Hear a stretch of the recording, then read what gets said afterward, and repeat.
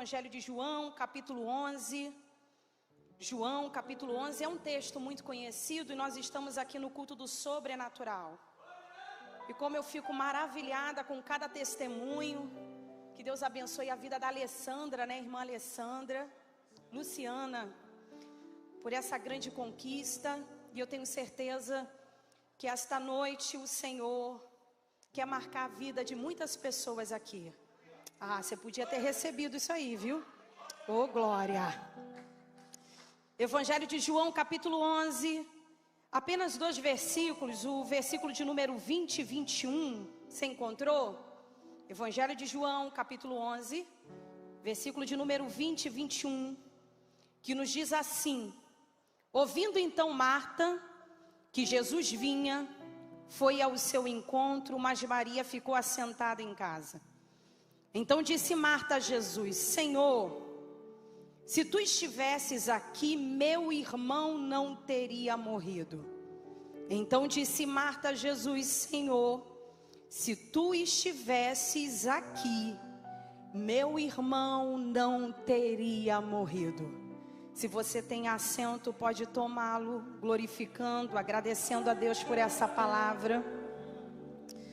Quero chamar a tua atenção aqui à frente, porque é um texto conhecido, e se eu posso dizer, esse texto ele é uma atalaia que anuncia enfaticamente as incríveis obras do Senhor sobre a incapacidade humana. Esse texto ele é um espelho que reflete a bondade de Deus, que revela uma graça miraculosa, uma intervenção sobrenatural tão necessária em tempos de desesperança e de falência das forças humanas. Esse texto ele traz inspiração ao coração aflito, desesperado, sem força sequer para acreditar em um só milagre. Porque esse texto eu sei que ele é a celebração da fé, e que atesta aqui uma intervenção sobrenatural, evidenciando o esplendoroso amor e o cuidado divino por nós. Um Deus que jamais se esquece da nossa angústia, que não nos abandonou à própria sorte, porque Ele é um Deus que se importa com a nossa dor, com os nossos dilemas, com os nossos problemas, nossas impossibilidades e limitações. Mas esse texto também nos ensina que Deus trabalha no fator chamado tempo, e que a sua intervenção não acontece pela pressão da nossa agenda.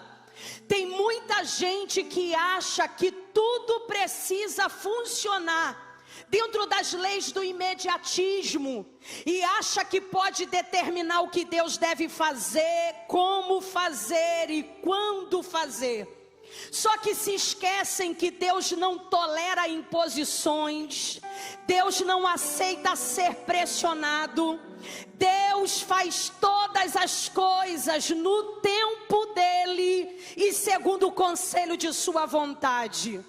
Por isso você precisa se submeter ao processo do tempo que Deus estabelece, enquanto estágio imprescindível a sua transformação, porque só assim você vai entender que você não serve a um Deus de obra inacabada, porque o que o céu começa, o céu termina. Ah, não, você não entendeu, deixa eu repetir. Você não serve a um Deus de obra inacabada. O que Jesus começa, Ele termina. Aleluia. Só que parafraseando aqui o escritor e o pastor Hernandes Dias Lopes, ele fala que muitas vezes na nossa vida Deus trabalha de forma artesanal. Deus não tem pressa.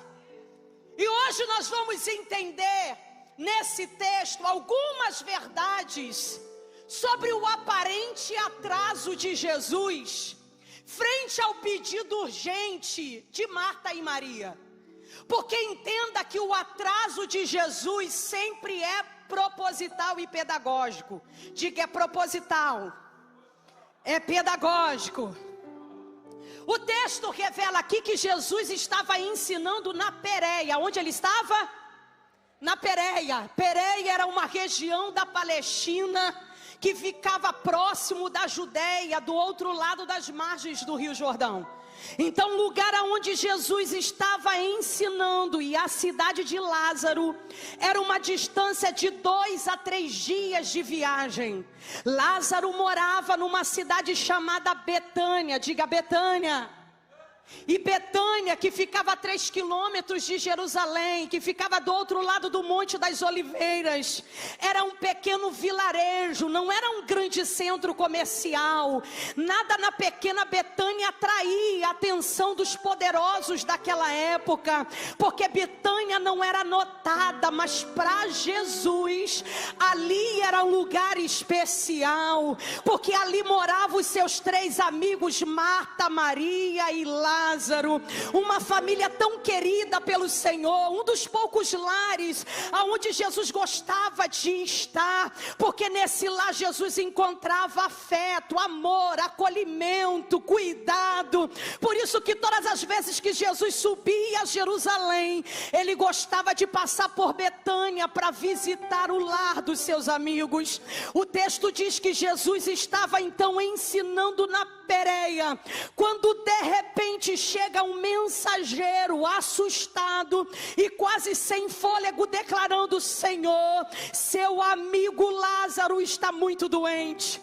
A fala do mensageiro aqui denota urgência, o que significa que se Jesus não fizesse algo logo, ou fosse até o vilarejo de Betânia, Lázaro certamente morreria, porque na mente limitada do mensageiro, se isso acontecesse, seria o fim. Nada mais poderia ser feito, porque o estado de saúde de Lázaro era muito grave.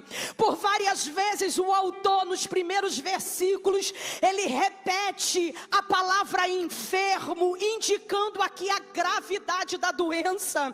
Mas o texto também é intrigante em outro detalhe implícito, porque o texto deixa claro a ideia de que os amigos de Jesus também podem adoecer, porque o amor de Jesus para com seus amigos não é uma afeição cheia de mimos, mas é um amor aperfeiçoador.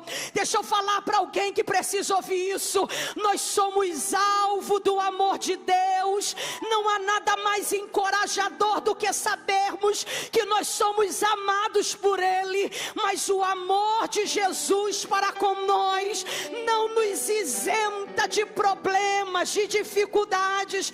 Porque, Seni, aí eu vou fazer uma analogia aqui. Imagina que você tem um filho e, preocupado com o bem-estar do seu filho, você faça tudo para protegê-lo. Um menino que é ativo, quer andar de bicicleta, e lá está você, super protetor. Andar de bicicleta é perigoso, você pode machucar a perna. Aí o menino quer jogar bola e você: não, jogar bola é perigoso, você pode machucar o joelho. O menino sobe numa árvore, você desce depressa, você pode machucar o braço. Aí o garoto quer soltar pipa e você diz: a pipa pode enrolar no fio de alta tensão, pare já. Se você agir a vida toda com seu filho dessa forma, você vai torná-lo uma criança triste, introvertida, sem criatividade, porque a superproteção vai impedir o crescimento sadio e normal do menino. E com o tempo você vai descobrindo que ser pai é a arte de tornar-se desnecessário. Está entendendo porque Deus não pode te super proteger dos problemas? Ele te ama, você é amigo dele, mas ele não pode te isentar de problemas, porque ele não prometeu vida de facilidades para ninguém. Deus não prometeu estradas sem acidentes. Deus não prometeu noites sem tempestades e nem sucesso sem perdas. Sabe o que ele prometeu? Foi alegria nas lágrimas. Ele prometeu força na terra do medo. Ele prometeu amparo no ambiente do desespero. Quem está entendendo isso aqui? Olha como estava o estado de saúde de Lázaro. Essas irmãs estavam muito preocupadas. Mas a esperança era que Jesus viesse logo. E podemos imaginá-las no quarto de Lázaro. Eu imagino elas andando de um lado para o outro, repetindo por várias vezes: se pelo menos Jesus estivesse aqui, mas eu sei que Ele vem. Elas tinham certeza que Jesus viria, porque elas tinham mandado uma mensagem para Jesus, pedindo para que Jesus viesse com urgência na casa delas.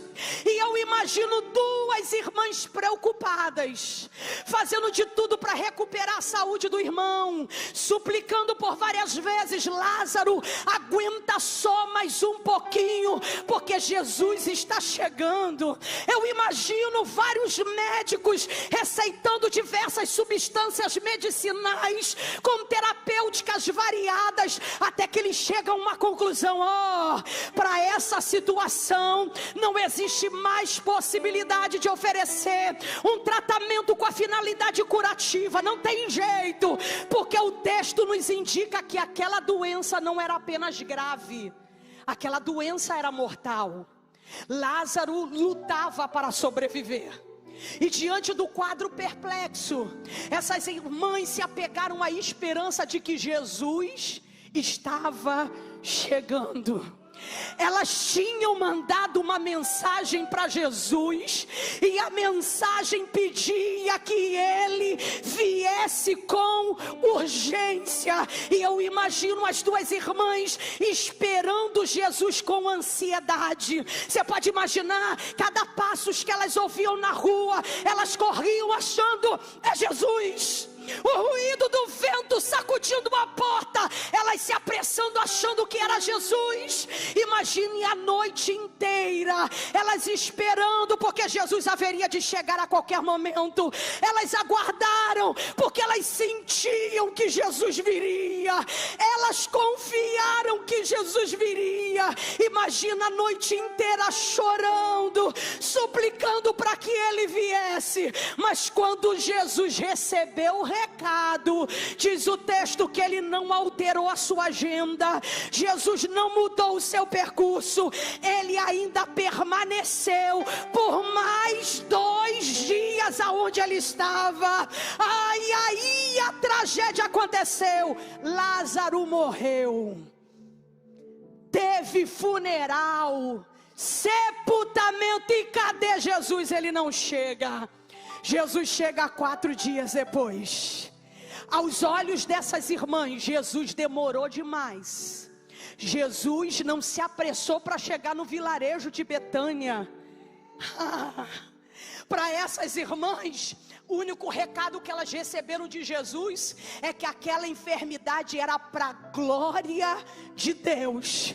Só que a tragédia aconteceu e Lázaro morreu. Eu imagino o mundo abrindo um grande abismo tão enorme para tragar aquelas irmãs. Imagina aquela dor dilacerante que era grande, e o que elas sabiam fazer era ficar presa no seu ciclo de dor, porque o luto parecia um processo interminável. Só que não se esqueça, Jesus amava essa família. Não se esqueça, Jesus era amigo de Marta, Maria e de Lázaro. Mas se Ele era amigo porque Ele deixou isso acontecer, se Ele era amigo porque não alterou a sua agenda, por que Ele não mudou o seu percurso, por que Ele não foi correndo para o vilarejo, por que Ele não deu mais tempo, porque Ele permitiu essa pessoa querida morrer, porque Ele demorou tanto para cumprir a promessa? Talvez fossem essas questões que afligissem o coração dessas irmãs, porque nunca é fácil entendermos o aparente atraso de Jesus em nos atender. Mas é aqui que eu descubro algumas verdades sobre o aparente atraso de Jesus, que é sobre isso que eu desejo pregar nessa noite. A primeira verdade, a primeira lição que eu aprendo, que o aparente atraso de Jesus era para ensinar aquele povo que Ele é o Senhor do tempo, que age na hora certa. Eu vou repetir. Ele é o Senhor do tempo, que age na hora certa. Quem sabe eu não estou pregando para alguém aqui que hoje veio para esse culto e perguntou para Deus: por que o tratamento não está fazendo efeito? Por que que a gravidez ainda não veio? Por que que a vaga de emprego ainda não surgiu? Por que que a perseguição ainda não cessou? Por que que esse problema ainda não solucionou? Há quanto tempo você está orando para a conversão do seu cônjuge, do seu filho? Há quanto tempo você espera a paz da tua casa, a reconciliação da tua família? Mas eu saí de Itaboraí para pregar para alguém aqui hoje. Pelo amor de Deus, espere a intervenção do Senhor do tempo.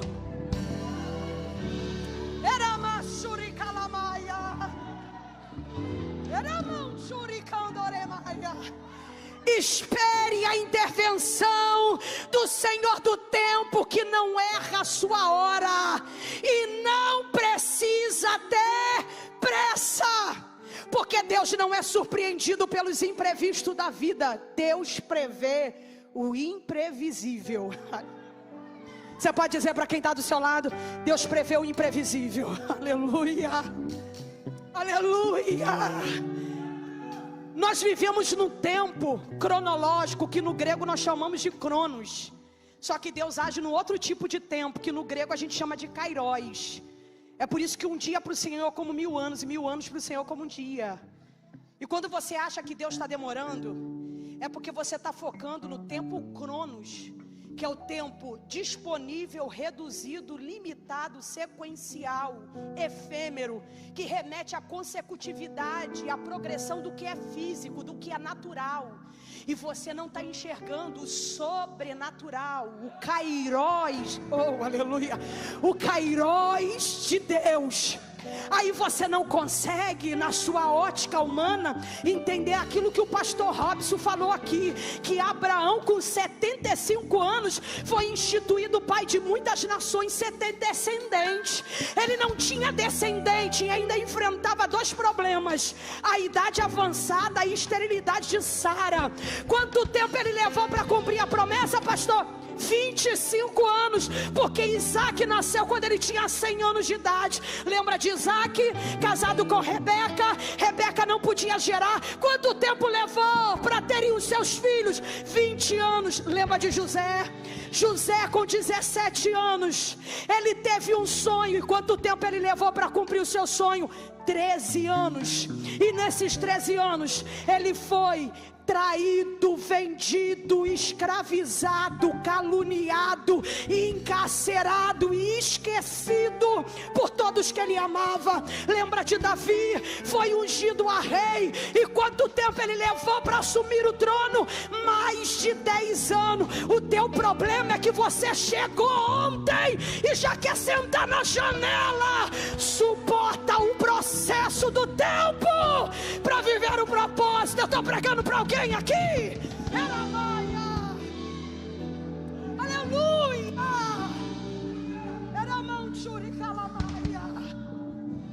Aleluia. O que você suporta hoje determina onde você vai chegar e quem você vai se tornar. Você não pode viver o propósito ignorando o processo de Deus na tua história. Você tem que aprender a florescer no meio de perigosos penhascos, no meio de ervas daninhas. Por que, Senir? Porque para você sustentar o que vai vir, o que virá, você precisa respeitar a fase que você está vivendo agora. Deixa eu falar para alguém aqui: Deus não vai te tirar do lugar de onde você está enquanto o processo não acaba. Então, irmão, aguenta, segura, porque é só uma fase.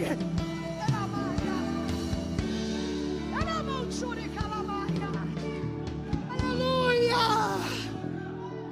Não queira acelerar o processo por sua conta, porque quando a gente acelera o processo, a gente estraga.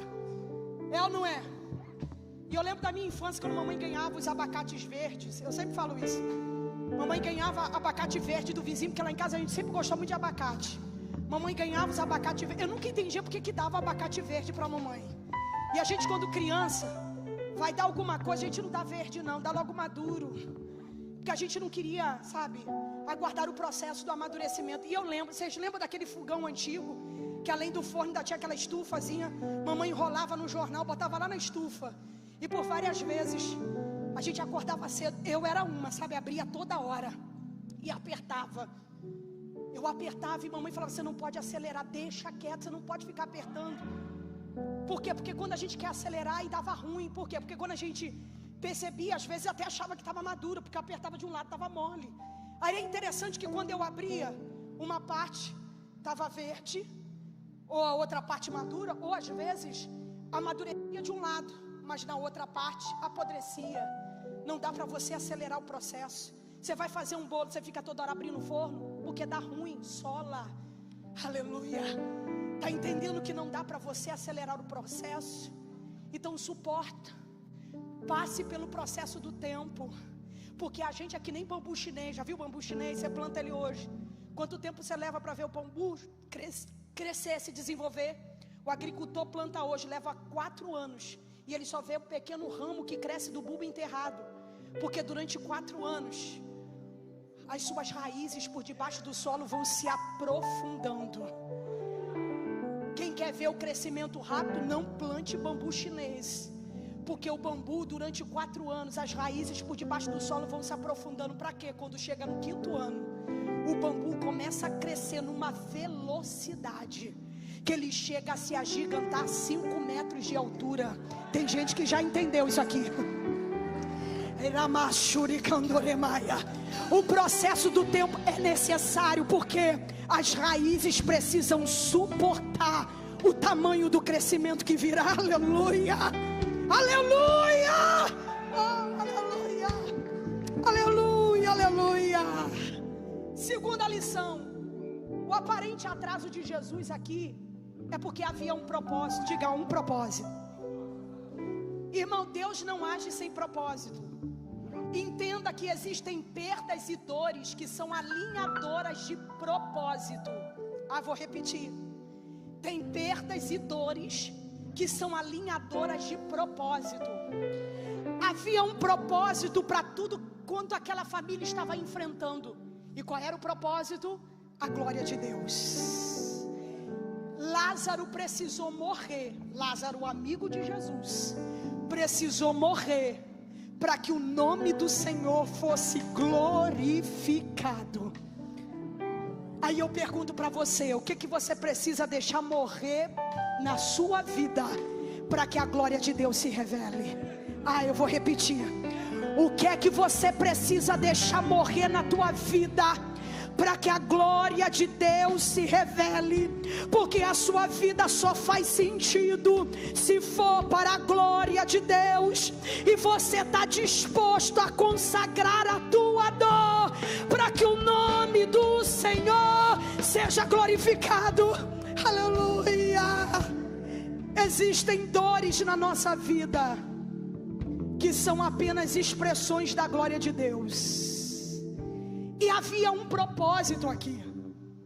E qual era o plano da morte e ressurreição de Lázaro? Cadê o irmão da mídia aí? Bota para mim o versículo 4. Pode jogar aqui o versículo 4. Repare no versículo 4. E eu gosto muito da versão da NVI. No versículo 4, essa versão da NVI. Isso. Jesus mandou um recado para aquelas irmãs. E o recado é: essa doença não acabará em morte. É para a glória de Deus, para que o Filho de Deus seja glorificado por meio dela. Essa doença não acabará em morte. Mas Lázaro morreu. Jesus se equivocou? Não. Jesus não prometeu que Lázaro não morreria. Jesus disse o quê? Que a doença não acabaria em morte. Eu acho que tem gente que ainda não entendeu, então deixa eu traduzir para você. O que Jesus estava dizendo é que a morte não seria o ponto final. Aleluia. A morte não vai ser algo definitivo. Aonde o diabo bateu o martelo, Deus me trouxe aqui para dizer que só quem pode dar o ponto final dessa história é Ele. Não vai acabar em ruína, não vai acabar em divórcio, não vai acabar em discórdia, não vai acabar em divisão da tua família, não acabará em morte. Quem está pegando isso aqui? Aleluia! Eu estou sentindo Deus nesse lugar. Deus tem um plano para tudo que você está enfrentando. É porque Deus não enxerga a tua situação na sua ótica, porque a sua perspectiva não enxerga todos os ângulos da realidade. E deixa eu falar uma coisa aqui, que quando Deus não muda a circunstância, Deus usa a circunstância para mudar você. Entenda que nem todo vento na sua vida é contrário, e nem toda tempestade vem para te afundar. Tem vento que quando sopra só te empurra para o lugar do propósito. E tem tempestade que só acelera a chegada do teu navio ao porto desejado. Ai, eu estou sentindo Deus aqui. Aleluia. Tinha um propósito. E qual era o propósito, Simi? O mesmo Deus que permitiu que Lázaro morresse foi o mesmo que prometeu no versículo 11: vou despertá-lo do sono. Aquele que é dono da vida ressuscitaria Lázaro no magnífico milagre, porque o enfoque aqui não seria tanto o milagre de Deus, mas seria o Deus do milagre. Sabe qual era o propósito de Jesus com a morte e ressurreição de Lázaro? Era converter muitos dos judeus que tinham chegado na casa de Marta e Maria, porque naquele dia muitos se renderam a Cristo. Ai meu Deus, eu vou profetizar aqui, vou abrir um parênteses. O que Deus vai fazer na sua vida só vai revelar quem Jesus é lá no meio do teu quintal. Aleluia. O que Deus vai fazer na tua vida vai ser testemunho na tua família de quem é Deus, do que Ele pode fazer. Aramaia, prepara o culto de ações de graça, mas escute, o enfoque não será o milagre que Ele faz, mas o Deus do milagre. Aleluia, aleluia. Eu estou sentindo Deus aqui, você está sentindo? Meu Deus, aleluia. Por isso, em vez de murmurar nessa situação, procure entender porque Deus está permitindo que você passe por tudo isso, porque tem sempre um propósito. Tem sempre um propósito. E eu lembro de um pensador, que eu esqueci o nome aqui, mas tem um pensador que ele diz que Deus permite que você experimente pontos baixos na tua vida para te ensinar lições que você não aprenderia de outra forma. Lembra de Nelson Mandela? Eu gosto muito de uma frase dele, quando ele diz que nessa vida eu nunca perco, ou eu ganho ou eu aprendo. Porque assim, até o que você acha que você está perdendo, você não está perdendo, é Deus te ensinando. Lembra do missionário Hudson Taylor? Ele dizia o seguinte, que aprender o que Deus quer nos ensinar em meio à adversidade é muito mais importante do que sair dela. Você está preocupado em sair da adversidade, mas Jesus está mais preocupado em que você aprenda com ela. Aleluia. Senhor, mas eu não estou compreendendo. E quando você não estiver compreendendo, apenas descansa, confia. Deus sabe o que está fazendo. Porque eu sei, irmão, eu sei que tem momentos na tua vida que você não compreende muitas coisas. A gente fica que nem um pai. Eu lembro de uma história de um pai que ficou no alto de uma montanha com um filho, vendo uma cidade sendo devastada. O pai viu homens e mulheres e crianças assassinadas, e muitas daquelas pessoas tinham entregado as suas vidas para Jesus. Diante de tantos corpos, lá de cima da montanha com o filho, o pai declarou: ah, se eu fosse Deus. Aí o menino, sem entender: pai, se o Senhor fosse Deus, o Senhor não permitiria essa coisa? E o pai disse: não, filho, se eu fosse Deus, eu apenas compreenderia. Mas eu não compreendo muitas coisas, mas eu sei que Deus sabe o que faz, independente da minha compreensão dos fatos. Você pode não estar entendendo, mas Deus sabe o que faz. Deus sabe o que faz. Eu lembrei aqui do pastor muito conhecido, o saudoso pastor Mauro Israel. Quem lembra do pastor Mauro Israel de São Gonçalo, da Igreja Batista? Lembra que o pastor saudoso foi acometido do câncer, que infelizmente foi o câncer que levou ele à morte. Mas lembra que quando a Igreja Batista estava no clamor, pedindo a Deus pela cura do pastor, e teve um momento que um dos obreiros foi até o pastor, e o pastor mandou um recado para a igreja através do obreiro. E o recado do pastor foi: diga à igreja que se Deus me curar, eles vão ver a glória de Deus. Mas se Deus não me curar, eu é que verei a glória dele, porque ele sabe o que faz.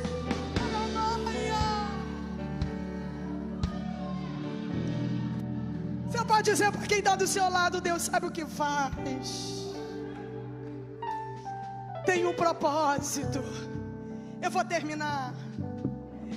O aparente atraso de Jesus era para ensinar aquele povo que diante das situações difíceis, a gente precisa perceber a presença do Jesus do agora. Vou repetir. Diante da situação difícil, perceba a presença do Jesus do agora. Eu descobri que o luto era observado ao longo de 7 dias. Os 3 primeiros dias eram reservados para o pranto, os 4 últimos dias para as visitas de pêsames. E essa família, Marta, Jesus está chegando aqui justamente no momento em que Marta e Maria estão recebendo as visitas de pêsames. Repare que quando Jesus está chegando, Marta foi a primeira a correr ao perceber que era Jesus.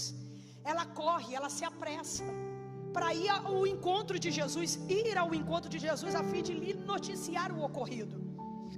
E a maior prova de fé no poder de Jesus estão expressos nas palavras de Marta aqui, porque ela diz: Senhor, se tu estivesses aqui, meu irmão não teria morrido.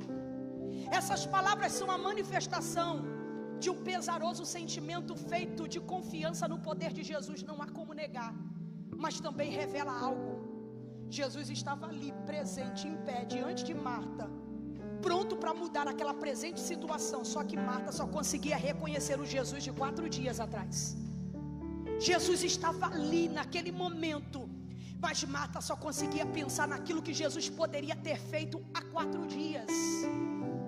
Ela até demonstra uma faísca de fé, ainda que pequena, porque parece até que ela reconhece quando ela diz assim: mas eu sei que mesmo agora, tudo quanto pedires a Deus, Ele te concederá. É bonito ou não é? Agora ela reconhece Jesus do agora. Só que ela não chega onde ela deveria, porque a sua fé é oscilante. Ao mesmo tempo que ela reconhece que Jesus está ali, ela logo retoma o seu apego ao Jesus do passado. Porque quando ela diz: se o Senhor estivesse aqui, olha a conjugação do verbo, ela está empurrando Jesus para o passado.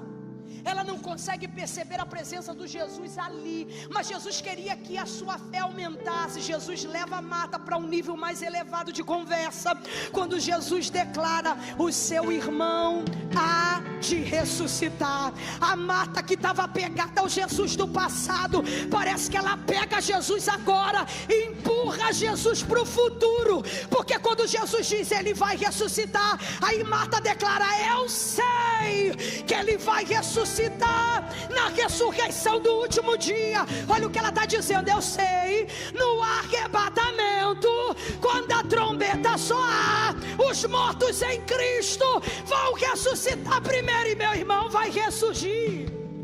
Ela está colocando Jesus no futuro, mas aí Jesus faz uma declaração chocante: enquanto você só me reconhece no passado e naquilo que eu posso fazer no futuro, Marta, olha a conjugação do verbo, eu sou a ressurreição e a vida.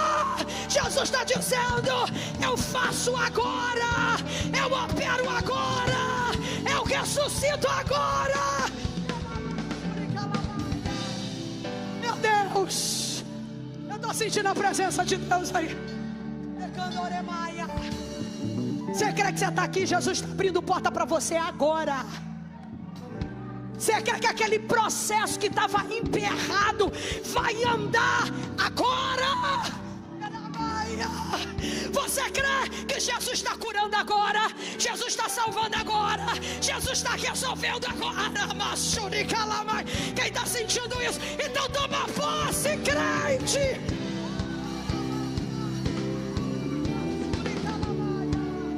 Meu Deus, meu Deus! Aleluia! Eu preciso terminar. Vou fechar a Bíblia porque agora eu termino. Mas eu termino te dizendo que o que parecia uma cruel demora, na realidade era só oportunidade de vivência de um extraordinário milagre.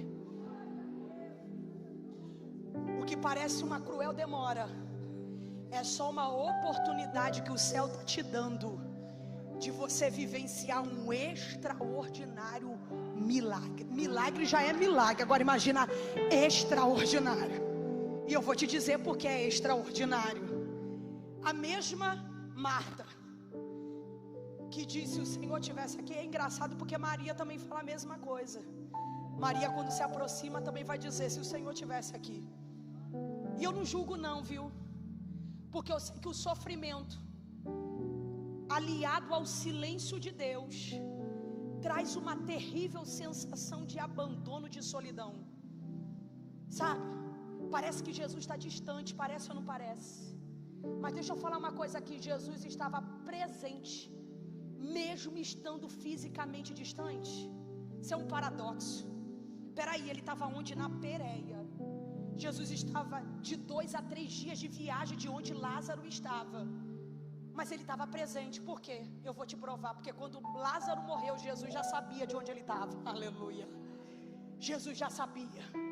Oh, aleluia. E a Maria é aquela cujos sentimentos não podem ser freados. Maria é aquela cujas suas emoções não podem ser retidas, e a sua alma seráfica faz se prostrar diante de Jesus. E o máximo que Maria consegue exprimir é a sua dor. Maria é aquela que quase não argumenta. Se Marta mais argumenta, Maria não. Maria é aquela que só sabe chorar e soluçar. E o choro de Maria é tão comovente que comoveu todos que estavam ao redor, inclusive Jesus. Porque Jesus estava a caminho do sepulcro onde estava Lázaro. E no versículo 35 diz que Jesus chorou. É o versículo mais curto, mas é o mais profundo. Jesus chorou. Eu pergunto para você, por que Jesus chorou se ele já estava indo para ressuscitar Lázaro? Jesus chorou porque ele sentiu a dor daquelas irmãs. Jesus chorou porque ele sentiu a dor de perder um amigo, ainda que só por 4 dias. Jesus chorou porque o seu amor é compassivo, é solidário. Ele chora porque ele se importa sim. Ele se importa com a nossa dor. Aleluia. E no caminho do sepulcro, a gente conhece o texto. Jesus diz para Marta: retirar e removei a pedra. Marta é aquela que argumenta e diz: Senhor, o meu irmão já está em estado de decomposição, já cheira mal. Quando ela diz já cheira mal, em outras palavras ela está dizendo assim: Senhor, é caso perdido, não tem mais jeito. O que ela se esqueceu é que o Senhor é especialista em coisas perdidas, estragadas. Deus é especialista em casos de UTI espiritual. O que é impossibilidade para você é oportunidade para o teu Deus agir. Aonde você precisa remover a pedra, pode estar cheirando mal, aleluia. Mas com a pedra removida, sabe o que eu imagino? Um mau odor ferindo as narinas de quem estava presente. Jesus lá na porta da gruta, Jesus chama pelo nome: Lázaro, vem para fora. Aleluia. Irmãos, eu preciso terminar, mas antes eu preciso te dizer, aqui, quando Jesus chama Lázaro, há 2 portentosos milagres que se operam. O primeiro portentoso milagre aqui é que na época de Jesus havia uma falsa crença popular de que quando uma pessoa morria, se a pessoa morresse, aquela pessoa que morria o povo acreditava que o espírito rodeava o corpo por cerca de 2 dias. Então era muito comum, se a pessoa morreu, ninguém enterrava de imediato. Se esperava pelo menos 2 dias. O enterro era sempre a partir do 3º dia, porque a falsa crença popular era de que a pessoa poderia ressuscitar, porque o espírito ficava rodeando o corpo. Agora imagina, quem viu o corpo de Lázaro sendo colocado no sepulcro, significava para aqueles judeus ali presentes que a morte dele era algo definitivo, algo irreversível, irremediável. Para quem colocou o corpo dele, com o tempo que passou, já em estado de decomposição, vê se isso aqui não é um portentoso milagre. Jesus está chamando Lázaro, que não tem nem mais possibilidade na falsa crença popular do espírito nem retornar para o corpo como eles acreditavam. Segundo, diferente dos outros túmulos, o de Lázaro era escavado na rocha, não no sentido horizontal, mas no chão no sentido vertical. Aonde colocar o corpo de Lázaro todo atado, tinha que se descer uma escada com cerca de 24 degraus. Você pode imaginar isso? E quando Jesus chama Lázaro, como é que ele sai? Atado da cabeça até os pés. O rosto está coberto. Alguém que não consegue enxergar, que não tem liberdade de movimento, Jesus está chamando. Imagina 24 degraus. Quem não consegue ver e nem se movimentar, irmão, eu não sei se ele foi voando, pulando, saltando, mas o milagre transcende a compreensão humana. O que eu sei, que com a voz de Jesus, Lázaro, eu vim aqui para profetizar para alguém. Aquele que tu ama, Deus vai tirar da sepultura hoje. Deus vai tirar do ambiente de morte quem tu ama. Deus vai tirar do túmulo aquele que tu ama. Aquilo que é teu não vai ficar na mão do diabo. Quem pega isso, se levanta dessa cadeira, dá um pulo com fé.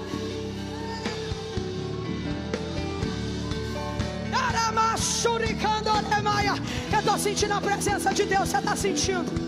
Oh meu Deus, aleluia. Tem alguém no nosso meio aqui que está afastado. Você se distanciou da casa do Pai, e o Senhor quer renovar uma aliança com você. Porque assim como aquele dia, o plano de Jesus era mostrar para aquele povo que Ele é a única solução para a morte humana, Jesus é a única solução para a tua vida. Você que nunca professou a Cristo como Salvador da sua vida, eu preciso hoje abrir essa oportunidade para você retornar para a casa do Pai. Porque assim como o mestre na porta daquela gruta chamou pelo nome de Lázaro, Jesus está chamando o seu nome essa noite. O céu está te esperando sair. Eu não sei como você está. Quem sabe você entrou aqui todo atado, sem liberdade de movimento, sem perspectiva de futuro, sem conseguir enxergar as promessas, os planos. Mas eu sei que você não vai sair atado. Eu sei que você não vai sair vendado, porque o nosso Pai quer trazer libertação para a tua vida. E aonde está a primeira pessoa para Jesus? Se você está aqui, eu vou abrir essa oportunidade para que você venha aqui com fé. Isso, saia do seu lugar, porque essa voz que fala com você através da minha vida é a voz do Espírito Santo, e Ele te chama. Onde está a primeira pessoa para Jesus? Vem, vem. Aonde está a primeira pessoa para Jesus? Gente que Deus está tocando aqui hoje. Gente que Deus está tocando aqui hoje. Vem, vem, porque a hora é agora. A hora é agora. Aleluia. Eu vou deixar aberta essa oportunidade para você. E eu agradeço a minha oportunidade. Que o Espírito de Deus possa continuar falando ao seu coração. E só quem recebeu, aplauda Jesus com força.